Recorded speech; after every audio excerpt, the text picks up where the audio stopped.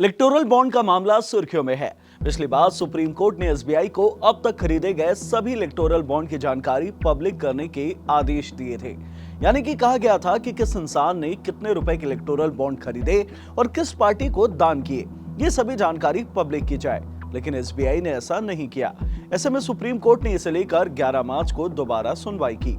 इस सुनवाई में सुप्रीम कोर्ट ने एसबीआई को तगड़ा झटका दे दिया है। सबसे पहले तो सुप्रीम कोर्ट ने नाराजगी जताई कि कोर्ट के आदेश के बावजूद एसबीआई ने डेटा क्यों रिलीज नहीं किया, और अब फिर आदेश दिया है कि अब एसबीआई एक दिन के अंदर यानी कि 12 मार्च तक इलेक्टोरल बॉन्ड की सभी जानकारी चुनाव आयोग को सौंप दे, ताकि चुनाव आयोग 15 मार्च तक ये सभी जानकारी आम लोगों तक पहुंचा दे। इस वीडियो में बात करते हैं इसी मुद्दे पर। ये जानने की कोशिश करते हैं कि आखिरकार क्यों सुप्रीम कोर्ट के आदेश के बावजूद एसबीआई ने इलेक्टोरल बॉन्ड का डेटा रिलीज नहीं किया, और ये भी जानने की कोशिश करते हैं कि सुप्रीम कोर्ट क्यों चाहता है कि इलेक्टोरल बॉन्ड का सभी डेटा आम लोगों तक पहुंचाया जाए। Hello everyone, I am Himanshu and you are watching uncut. 2 फरवरी साल 2018 इस दिन केंद्र की मोदी सरकार ने इलेक्टोरल बॉन्ड स्कीम लॉन्च की थी। इस स्कीम को लेकर कहा जा रहा था कि इसके जरिए चुनाव के लिए पार्टियों को जो पैसे दान किए जाते हैं, ये पूरा प्रोसेस आसान और ट्रांसपेरेंट हो जाएगा। साथ ही साथ ब्लैक मनी पर भी रोक लग सकेगी। लेकिन विपक्षी पार्टियों का इसे लेकर कुछ अलग नजरिया था। उनका मानना था कि इसके जरिए प्रोसेस तो आसान होगा, लेकिन ट्रांसपेरेंट नहीं होगा, क्योंकि इलेक्टोरल बॉन्ड के पूरे प्रोसेस में इसे खरीदने और दान करने की पूरी जानकारी सीक्रेट रखी जाती थी। यानी कि किसने खरीदा, किसे दान किया, ये किसी को नहीं बताया जाता था। ऐसे में यह मामला पहुंचा सुप्रीम कोर्ट। 8 साल तक सुनवाई चली और फिर 15 फरवरी 2024 को सुप्रीम कोर्ट ने माना कि ये पूरा प्रोसेस ट्रांसपेरेंट नहीं है।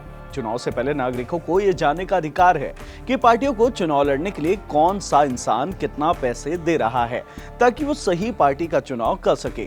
सुप्रीम कोर्ट ने इसके साथ ही एसबीआई को आदेश दिया कि अब तक जिस भी व्यक्ति ने जितने भी इलेक्टोरल बॉन्ड खरीदे और ये किस पार्टी को दान किए, ये पूरी जानकारी चुनाव आयोग को 3 हफ्ते के अंदर सौंप दे, और चुनाव आयोग 15 मार्च तक ये सभी जानकारी आम लोगों तक पहुंचा दे, ताकि लोकसभा चुनाव से पहले आम नागरिक अपने लिए सही पार्टी का चयन कर सके। लेकिन एसबीआई ने इन 3 हफ्तों के अंदर एक भी डिटेल चुनाव आयोग के साथ शेयर नहीं किया।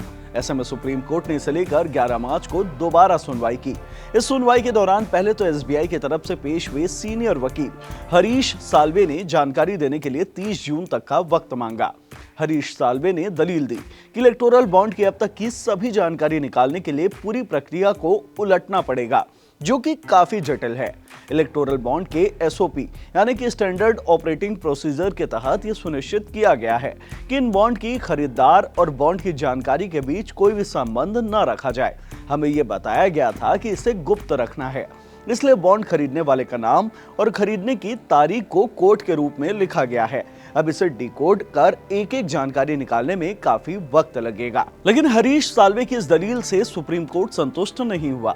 सुप्रीम कोर्ट ने कड़े शब्दों में कहा कि आवेदन में आपने यानी एसबीआई ने कहा कि सभी जानकारी सील करके एसबीआई की मुंबई मुख्य शाखा भेज दी गई है। मुंबई शाखा में भुगतान की पर्चियां भी भेजी गई हैं, यानी कि दोनों डिटेल्स मुंबई में ही है। लेकिन हमने जानकारी का मिलान करने का निर्देश नहीं दिया था। हम तो सिर्फ ये चाहते थे कि एसबीआई डोनर्स की स्पष्ट जानकारी दे। यानी कि सुप्रीम कोर्ट का कहना है कि एसबीआई बस किसने खरीदा और किसे भेजा गया, ये जानकारी सीधे सीधे शेयर कर दे। सुनवाई के दौरान जस्टिस खन्ना ने कहा कि पूरे डिटेल्स एक सील बंद लिफाफे में मौजूद है। एसबीआई को बस इन लिफाफों को खोलना है और जानकारी दे देनी है। ऐसे में सुप्रीम कोर्ट कड़ाई से एसबीआई से सवाल करता है कि 15 फरवरी को फैसला सुनाया गया और अब 11 मार्च हो गया है। इन 3 हफ्तों के अंदर कोर्ट के फैसले का पालन एसबीआई ने क्यों नहीं किया? ऐसे में एसबीआई पक्ष के वकील हरीश साल्वे ने जवाब दिया कि बॉन्ड खरीदने की तारीख के साथ ही बॉन्ड का नंबर और उसकी पूरी डिटेल शेयर करनी होगी, इसलिए हम सावधानी बरत रहे हैं ताकि गलत जानकारी देने के लिए हम पर केस न दायर हो जाए। एसबीआई के इस जवाब पर कोर्ट ने सीधे सीधे कह दिया है कि आपके पास इन काम के लिए सुप्रीम कोर्ट का ऑर्डर है।